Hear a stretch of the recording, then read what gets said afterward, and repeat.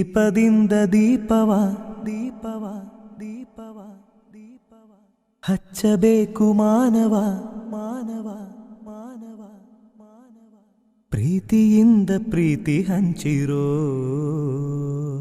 ದೀಪದಿಂದ ದೀಪವ ಹಚ್ಚಬೇಕು ಮಾನವ ಪ್ರೀತಿಯಿಂದ ಪ್ರೀತಿ ಹಂಚಲು ಮನಸ್ಸಿನಿಂದ ಮನಸ್ಸನು ಬೆಳಗಬೇಕು ಮಾನವ ಮೇಲು ಕೀಳು ಭೇದ ನಿಲ್ಲಲು ಭೇದವಿಲ್ಲ ಬೆಂಕಿಗೆ ದ್ವೇಷವಿಲ್ಲ ಬೆಳಕಿಗೆ ನೀ ತಿಳಿಯೋ ನೀ ತಿಳಿಯೋ ದೀಪದಿಂದ ಸಂದರ್ಭದಲ್ಲಿ ನಾನು ಅದ್ರ ಬಗ್ಗೆ ತಿಳ್ಕೊಳ್ಳದ ಸಂದರ್ಭದಲ್ಲಿ ಏನಾದ್ರು ಮಾತಾಡಿದ್ರೆ ಇಲ್ಲಿ ಕುಳಿತಿರಂತ ಯಾರು RSS ಕಾರ್ಯಕರ್ತರಿದ್ರೆ RSS ಮುಖಂಡರುಗಳಿದ್ರೆ ಅವರೆಲ್ಲರಿಗೂ ಕೂಡ ನಾನು ಶ್ರಮಿಸಿ ಅಂತ ಕೇಳ್ತಾ ನಾನೊಬ್ಬ ಯುವಕನಾಗಿ ಅವತ್ತೇನು ಹೋರಾಟ ಮಾಡಬೇಕು ಅಂತ ಹೇಳಿ ಹೋರಾಟದ ಮುಖಾಂತರ ಮಾತ್ರ ಮಾತಾಡ್ತಿದ್ದೆ. ಆದ್ರೆ ಇವತ್ತು ಅರಿವು ಮಾಡ್ಕೊಂಡಿದ್ದೀನಿ ಅನ್ನೋ ಒಂದು ಉದ್ದೇಶದಿಂದ ಮಾತಾಡ್ತಾ ಇವತ್ತು ನಿಮ್ಮೆಲ್ಲರ ಕ್ಷಮಾಪಣೆ ಕೇಳೋಂಥ ಕೆಲಸನ ಮಾಡ್ತೀನಿ. ಹಾಗೆ ಇವತ್ತು ಸಕಲೇಶ್ಪುರದಲ್ಲಿ ನಾನು ಇಂಟರ್ವ್ಯೂ ನೋಡ್ತಾ ಇದ್ದೆ. ಮೊನ್ನೆ ಇಂಟರ್ವ್ಯೂ ನೋಡ್ಬೇಕಾದ್ರೆ ನನಗೆ ವಿಶೇಷವಾಗಿ ಬಹಳ ಖುಷಿ ಆಯ್ತು. ಒಂದು ಏನ್ ಖುಷಿಯ ವಿಚಾರ ಅಂದ್ರೆ ಇಂಟರ್ವ್ಯೂ ಮಾಡ್ಬೇಕಾದ್ರೆ ಒಂದು ಹೆಣ್ಮಗು ಟೌನ್ ಒಳಗಡೆ ನಿಂತು ಮಾತಾಡೋ ಸಂದರ್ಭದಲ್ಲಿ ಅವತ್ತು ನನ್ನ ತಾಯಿ ಹೇಳ್ತಾರೆ, ಇವತ್ತು ಯಾರು ನಿಮ್ಮನ್ನ ಗೆಲ್ಲಿಸ್ಬೇಕು, ಯಾರು ನಿಮ್ಗೆ ಗೆಲ್ಲಬೇಕು ಅಂದ್ರೆ ಅವ್ರು ಹೇಳ್ತಾರೆ ಪ್ರಜ್ವಲ್ ರೇವಣ್ಣ ಗೆಲ್ಲಬೇಕು ಅಂತ ಹೇಳ್ತಾರೆ. ಯಾಕೆ ಗೆಲ್ಲಬೇಕು ಅಂತ ಅಂದ್ರೆ ನನ್ನ ಮಗ ಬೆಳೀಲಿ, ಮುಂದಿನ ದಿವಸಗಳಲ್ಲಿ ಒಳ್ಳೆ ಸಂಸದನಾಗ್ತಾನೆ, ಒಳ್ಳೆ ಪ್ರಜೆ ಆಗ್ತಾನೆ ಅನ್ನೋ ಒಂದು ಆಶೀರ್ವಾದ ನಮ್ಮಲ್ಲಿದೆ. ಹಾಗಾಗಿ ಅವನು ಗೆಲ್ಲಬೇಕು ಅನ್ನೋ ದೃಷ್ಟಿಯಲ್ಲಿ ಮಾತಾಡೋಂಥ ಕೆಲಸನ ಮಾಡ್ತಾರೆ. ಆ ಭರವಸೆ ಏನ್ ಇಟ್ಟಿದ್ದೀರೋ ನನ್ನ ತಂದೆ ತಾಯಿಂದಿರು ಇಡೀ ಜಿಲ್ಲೆಯಲ್ಲಿರ್ಬೋದು, ಇಲ್ಲ ಸಕಲೇಶ್ಪುರ ಭಾಗದಲ್ಲಿರ್ಬೋದು, ಕಿಂಚಿತ್ತು ನಿಮ್ಗೆ ಯಾವುದೇ ರೀತಿ ಒಂದು ಕೀರ್ತಿಗೆ ಕಮ್ಮಿ ಆಗದ ರೀತಿಲಿ ನಿಮ್ಮ ಕೀರ್ತಿನ ಹೆಚ್ಚಳಿಕೆ ಮಾಡೋ ರೀತಿಲಿ ಇವತ್ತು ಹೋರಾಟ ಮಾಡಿ ನಿಮ್ ಜೊತೆ ನಿಂತು ಈ ಜಿಲ್ಲೆ ಮಗನಾಗಿ ದುಡಿಯುವಂತ ಕೆಲಸ ನಾನು ಮಾಡ್ತೀನಿ ಅಂತ ಹೇಳಿ ಈ ವೇದಿಕೆ ಮುಖಾಂತರ ನಾನು ಪ್ರಮಾಣ ಮಾಡುವಂತ ಕೆಲಸ ನಾನು ಮಾಡ್ತೀನಿ. ಹಾಗಾಗಿ ನನ್ನ ತಂದೆ ತಾಯಿಂದಿರಿಗೆ ಕೇಳೋದು ಇಷ್ಟನೇ, ನಾನು ಏನಾದ್ರು 5 ವರ್ಷದಲ್ಲಿ, ಯಾಕಂದ್ರೆ ನಾನು ಆಯ್ಕೆ ಆದಂತ ಸಂದರ್ಭದಲ್ಲಿ ಕೇವಲ ನನಗೆ 27 ವರ್ಷದ ವಯಸ್ಸು. 27 ವರ್ಷದ ವಯಸ್ಸಲ್ಲಿ ಇವತ್ತು ಸಮಗ್ರವಾಗಿ 5 ವರ್ಷ ನಾನು ಆಡಳಿತ ಮಾಡಿದ್ದೀನಿ. ಆಡಳಿತದ ಬಗ್ಗೆ ಯಾರು ಪ್ರಶ್ನೆ ಮಾಡಲ್ಲ, ಪ್ರಗತಿ ಬಗ್ಗೆ ಯಾರು ಪ್ರಶ್ನೆ ಮಾಡೋದಿಲ್ಲ. ಇವತ್ತು ಎಲ್ಲೋ ಕಡೆ ಸಕಲೇಶ್ಪುರದಿಂದ ಹಾಸನ ರಸ್ತೆ ನಿಂತೋಗಿತ್ತು. ಆ ಸಂದರ್ಭದಲ್ಲಿ 5 ವರ್ಷದಲ್ಲಿ ನಾನು ಚಾಲೆಂಜ್ ಅಂತ ತಗೊಂಡೆ. ಅವತ್ತೊಂದು ದಿವಸ ಬಹಳಷ್ಟು ಹೋರಾಟಗಳಾಯಿತು. ನಾನು ಹೇಳಿದೆ, ಮುಂದಿನ ಚುನಾವಣೆ ಅಷ್ಟರಲ್ಲಿ ಸಕಲೇಶ್ಪುರದಿಂದ ಹಾಸನ್ಗೆ ಅದರ ಸಂಪೂರ್ಣ ರಸ್ತೆಯನ್ನು ಕಂಪ್ಲೀಟ್ ಮಾಡ್ಕೊಡುವಂತ ಕೆಲಸ ಮಾಡಲಿಲ್ಲ ಅಂದ್ರೆ ಚುನಾವಣೆಗೆ ಮತ್ತೊಮ್ಮೆ ಬರೋದಿಲ್ಲ ಅಂತ ಹೇಳಿದ್ದೆ. ಇವತ್ತು ಕಂಪ್ಲೀಟ್ ಮಾಡಿಸೋಂಥ ಕೆಲಸನ ನುಡಿದಂತೆ ನಡೆದಂತ ಕೆಲಸಗಳನ್ನ ಮಾಡೋಂಥ ನಿಟ್ಟಿನಲ್ಲಿ ಮಾಡಿದ್ವಿ. ಇವತ್ತು ಹಲವಾರು ವಿಚಾರಗಳನ್ನ ಪ್ರಸ್ತಾವನೆ ಮಾಡಬಹುದು. ಆದ್ರೆ ಒಂದು ಮಾತು ಹೇಳೋದಕ್ಕೆ ಇಷ್ಟಪಡ್ತೀನಿ, ಮುಂದಿನ ದಿವಸಗಳಲ್ಲಿ ನಿಮ್ಮಲ್ಲಿ ಒಂದು ಕಾಳಜಿ ಇರ್ಬೋದು, ಏನಪ್ಪ ಪ್ರಜ್ವಲ್ ರೇವಣ್ಣ ಗೆದ್ರೆ ನಮ್ಮ ಭಾರತೀಯ ಜನತಾ ಪಾರ್ಟಿ ಕಾರ್ಯಕರ್ತನ ಒಗ್ಗಟ್ಟಾಗಿ ತಗೊಂಡೋಗುವಂತ ಕೆಲಸನ ಮಾಡ್ತಾನ ಅಂತ.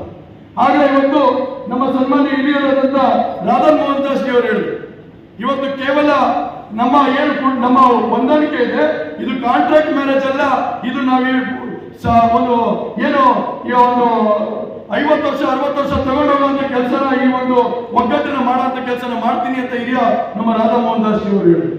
ಹಾಗಾಗಿ ನಾನು ಇವತ್ತೊಂದು ಭರವಸೆ ಮೂಡಿಸುವಂತ ಕೆಲಸನ ಮಾಡ್ತೀನಿ. ಇವತ್ತು ಈ ವೇದಿಕೆ ಮುಖಾಂತರ ಒಂದು ಸಂದೇಶ ಕಳಿಸುವಂತ ಕೆಲಸನ ಮಾಡ್ತೀನಿ. JDS ಮತ್ತು ಹಾಗೂ ಭಾರತೀಯ ಜನತಾ ಪಾರ್ಟಿಯ ಪ್ರತಿಯೊಬ್ಬ ಕಾರ್ಯಕರ್ತನು ಗೌರವಿಸುವಂತ ಕೆಲಸನ ಮಾಡಿ ನಾನು ಖಂಡಿತವಾಗ್ಲೂ ಇಬ್ಬರು ಕಾರ್ಯಕರ್ತನು ಒಗ್ಗಟ್ಟಾಗಿ ತಗೊಂಡೋಗುವಂತ ಕೆಲಸನ ಮುಂದಿನ ದಿವಸಗಳಲ್ಲಿ ಮಾಡ್ತೀನಿ ಅಂತ ಹೇಳಿ ಈ ವೇದಿಕೆ ಮುಖಾಂತರ ಹೇಳ್ತಾ, ನಿಮ್ಮೆಲ್ಲರ ಆಶೀರ್ವಾದ ಇರಲಿ. ನಾನು 5 ವರ್ಷದಲ್ಲಿ ಏನಾದ್ರು ಸಣ್ಣ ಪುಟ್ಟ ತಪ್ಪುಗಳು ಮಾಡಿದ್ದೆ.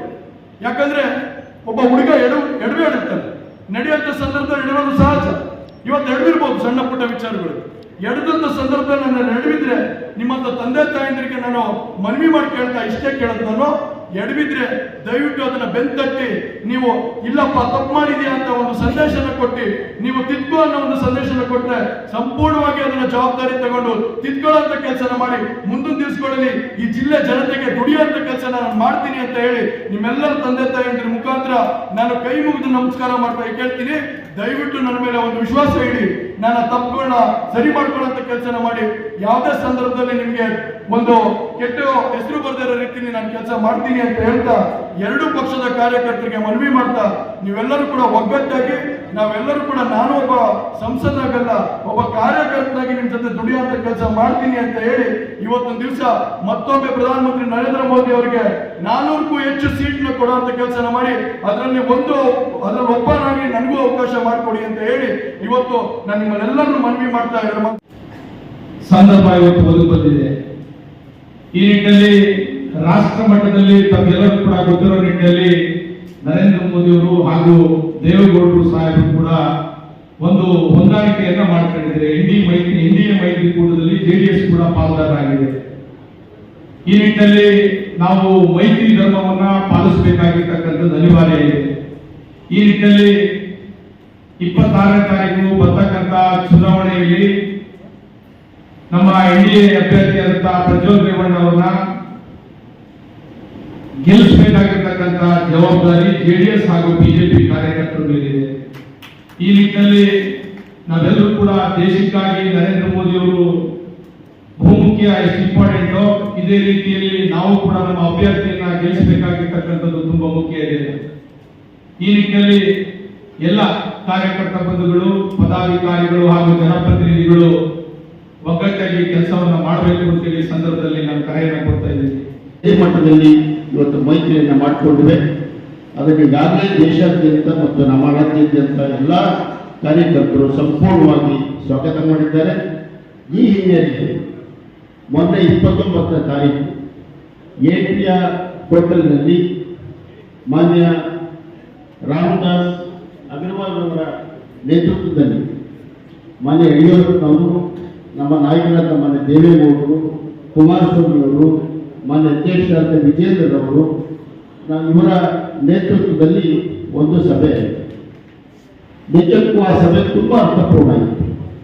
ಮಾನ್ಯ ನಮ್ಮ ದೇವೇಗೌಡರ ಮತ್ತು ಮಾನ್ಯ ಯಡಿಯೂರಪ್ಪನವರ ಆ ಭಾಷಣವನ್ನು ನಾವು ರೆಕಾರ್ಡ್ ಮಾಡಿ ಎಲ್ಲ ಕಾರ್ಯಕರ್ತರಿಗೂ ಕಳಿಸಬೇಕಿರ್ತಕ್ಕಂಥ ಒಂದು ಮಾತನ್ನು ನಾವು ಆಡಿದ್ವಿ. ಅಷ್ಟು ಸ್ಪಷ್ಟ ಸಂದೇಶ ಕಾರ್ಯಕರ್ತರಿಗೆ ಅವತ್ತು ಮುಟ್ಟಿದೆ. ಅದಲ್ಲದೆ ಮೊನ್ನೆ ಕೂಡ ನಾವಿಲ್ಲಿ ಜಿಲ್ಲಾ ಮಟ್ಟದಲ್ಲಿ ಆದಂಥ ಒಂದು ಸಂದೇಶ, ಅದು ಕೂಡ ಸಂಪೂರ್ಣವಾಗಿ ಕಾರ್ಯಕರ್ತರಲ್ಲಿ ಸಮನ್ವಯ ಮೂಡಬೇಕು. ಇದು ಹೊಸತಲ್ಲ. 1977ರಲ್ಲಿ ಎಲ್ಲ ರಾಜಕೀಯ ಪಕ್ಷಗಳ ಒಳಗೊಂಡು ಕಮ್ಯುನಿಸ್ಟ್ ಜೊತೆ ಹೊಂದಾಣಿಕೆ ನಡೆಸಿಕೊಂಡು ನಾವು ಚುನಾವಣೆ ನಡೆಸಿ ಇಂದಿರಾ ಗಾಂಧಿಯನ್ನು ಸೋಲಿಸುವಂತ ಕೆಲಸ ಮಾಡಿ